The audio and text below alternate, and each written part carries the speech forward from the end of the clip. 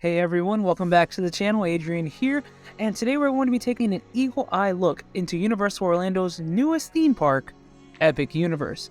If you haven't seen our recent uploads about the park, I strongly recommend checking those out so you can see how far along this park has come since we started updating on it a few months back. And while you're at it, if you haven't done so already, go ahead and check out Bioreconstruct on Twitter, as they cover more than just Epic Universe. They cover all of Central Florida.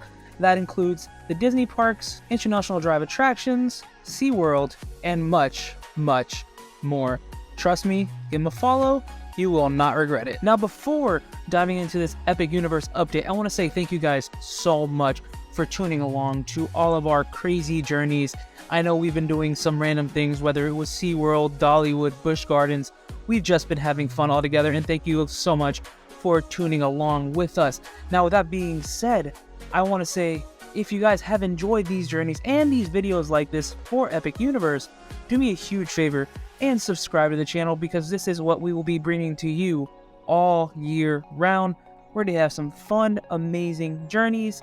Thank you again for being so amazing. Subscribe, give it a thumbs up, and comment down below what you want to see from us. But right now, let's get right into this update, because we got a lot of stuff to talk about here. And well, first things first, as always, we need to start this with an overall look of the entire theme park, so you can truly see the sheer magnitude of this park and see just how big it is. Over here you can see every one of the themed lands.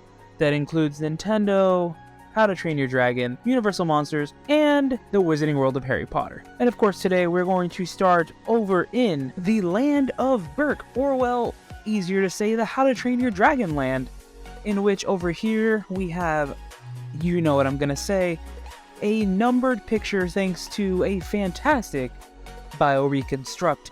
And we'll start over here at number 1, which is the portal entrance to the land.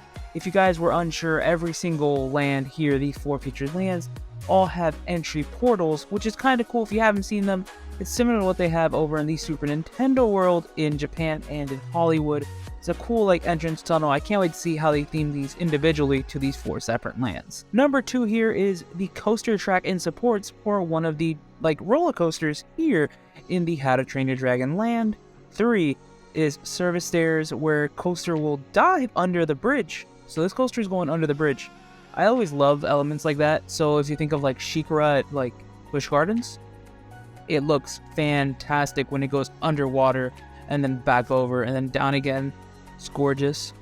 4 and 5 is where the bridge crossing is, so you can go under the bridge there. And then 6, 7, and 8 are going to be ships that will be in the pond as well. Now, while staying in this pond, you may also see 2 very large figures here, which are both set to be statues that will be in the center of the pond, that will be towards the entrance of the land itself. But also, if you take a look around the outer rim here of the actual pond, you can start to see some of the theming elements start to come into play, which I think is so awesome. As we are slowly seeing this go from nothing to something beautiful. And just imagine this a year from now. Shoot, just even imagine this 6 months from now in the summer. This is going to look fantastic. But now we have a lot more to see around in Berk, so let's keep looking around. We see here that not much has changed in terms of the Great Hall together, but it is starting to come together. It's starting to look nice little by little. It's starting to become something. We're going to start seeing more stuff here. But another thing that has been moving along really quickly has been this theater attraction, as they have started to add seating out here. So this is awesome to see. This show is probably going to be similar to the one they have out in Beijing, which is an amazing show. If you haven't seen it, look it up on YouTube. It is gorgeous. Now, stepping away from the show and going back to the coaster, they have recently added some more track off to the side over here. And now, sadly, that is everything that we have for the land of Berk. However, do not worry, do not fear. Well, kind of be a little afraid, because we're going into the land of the Universal Monsters, in which we have some new track laid out for the Universal Monsters coaster. It just blows my mind now looking at this roller coaster, thinking of the fact that less than a month ago, we were just looking at them placing the first pieces of this track, and now it's starting to slowly and surely come together. I can't wait to see what this looks like, what the trains are going to look like, what the theming around this coaster is going to be, because with something like the Lost Coaster that recently opened at Islands, we know that they really care about theming when it comes to their attractions at Universal. So what are they going to do here? Who knows? But altogether, this is going to look fantastic. That is the one thing we can possibly guarantee here. Now we move away from the roller coaster and start talking about the main attraction, in which you can see that they have some scaffolding along the facade for this said attraction.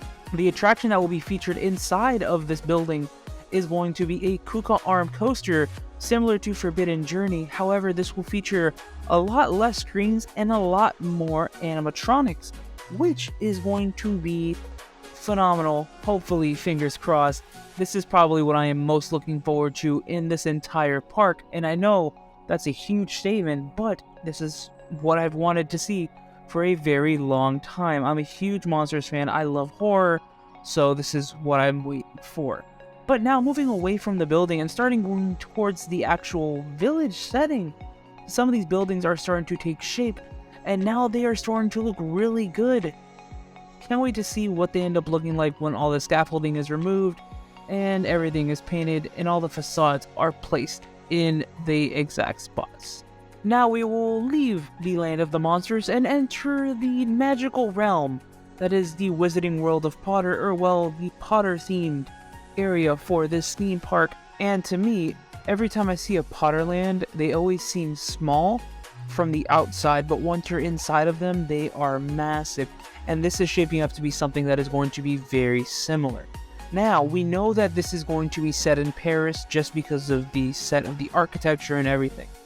But altogether, we starting to see some facade work come up, and these buildings are starting to look really nice. Now, it's not just the buildings that is getting all this. We're actually starting to see city blocks along the way as well. So we're starting to get the shape of what this land truly is. So when we get to see what it looks like, we can just truly imagine how nice it'll be all together. Now we will move from the Wizarding World to the Central Hub / In-Park Hotel as well, starting with the In-Park Hotel.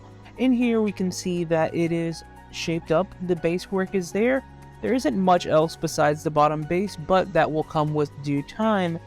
But it's nice to know that we can start to see what it looks like, and the foundation for it is here already. Also, Bioreconstruct here has also pointed out this building that's next to the In-Park Hotel that could most likely be a restaurant for that hotel, but it could also potentially be a restaurant that is inside of the theme park. Who knows? We won't know until more things get announced, but this is something that we will look forward to and keep our eyes on as time progresses. Now here we have another image that is numbered, and this one's very simple, very straight to the point. This is just going to show you the Central Hub altogether. Right next to the restaurant and the In-Park Hotel, we have the number 2. And if we drive all the way down, we have the number 1. And that number 1 is the front gate. This is just showing us the front and back of the park altogether. And while we're talking about the Central Hub here, nothing really has changed in the middle itself. The water attractions are all very similar to the state they were in prior. The one thing that has changed quite a bit has been this dual racing coaster.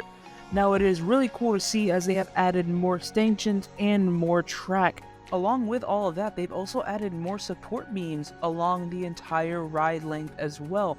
This coaster is really starting to shape up. It is going to look great. And I'm probably sounding like a broken record saying this, but just looking at it is beautiful. Just imagine seeing this yellow coaster stand out in this theme park. As soon as you walk through the Central Hub, you're going to hear the roar. You're going to see it. It is going to be magnificent. And speaking of things that are magnificent and magical, my favorite thing about any theme park ever is the front gate. And right now we're going to take a proper look at where the front entrance is going to be, more or less. Now to the left and right of the entrance, you have 2 building structures that will be here. Now these can potentially be for ticket sales, or for guest services, or for something of that nature. Typically that's what it is when it comes to Universal Studios parks. If you look around the main entrance, that's where you'll find your tickets. So this is pretty cool to see. But now we are going to go from the front gate to the main gate, in my opinion, going to the Super Nintendo world and looking at the updates over here. Now, the progress of Super Nintendo World hasn't changed much, if we're being completely honest. However, if you take a nice in-depth look at where the Donkey Kong coaster is, I can give you a little something that came from Bioreconstruct, and well, if you heard earlier, you know exactly what it is. It's another numbered image. So, let's dive right into this one. At image number 1, we see that the actual track is sideways, having a 2-rail mock track be above it. At number 2, the mock track has gaps where it seems like the ride cars will jump at the obstacles. 3, this is just stairs inside of Mario Kart. And then 4 is exterior, starting this area. Now, while I can possibly go on and on and on and on about Super Nintendo Worlds forever, I feel like we should talk about something that's a little bit off-site of Epic Universe, and that is the off-site hotel that is directly behind Super Nintendo World. Now, it's not connected, but you can see them both very clearly. They're just separated by the road. Now, this is, think of it in the same light as if you were staying at Cabana Bay and Universal is right there, right across the street from Jurassic Park, super close to each other in the same proximity. But it's really cool to see that they have this hotel being built right there, right next to there. Hopefully this is something that ends up being something similar to Cabana Bay, in which is it affordable to everyone, and it's really nice. So, really nice to see it. Can't wait to see what this ends up looking like and what the theme will be. Maybe it'll be themed to space, similar to how the whole Epic Universe is having this space theme. But as long as it's not the Galactic Star Cruiser, I think we're good. And with all that being said, I truly hope you guys enjoyed this video. Please give it a thumbs up if you did. Comment down below what you want to see next from us. Subscribe if you guys already haven't done so. And tell me what your favorite fruit is. Stay excellent, my dudes.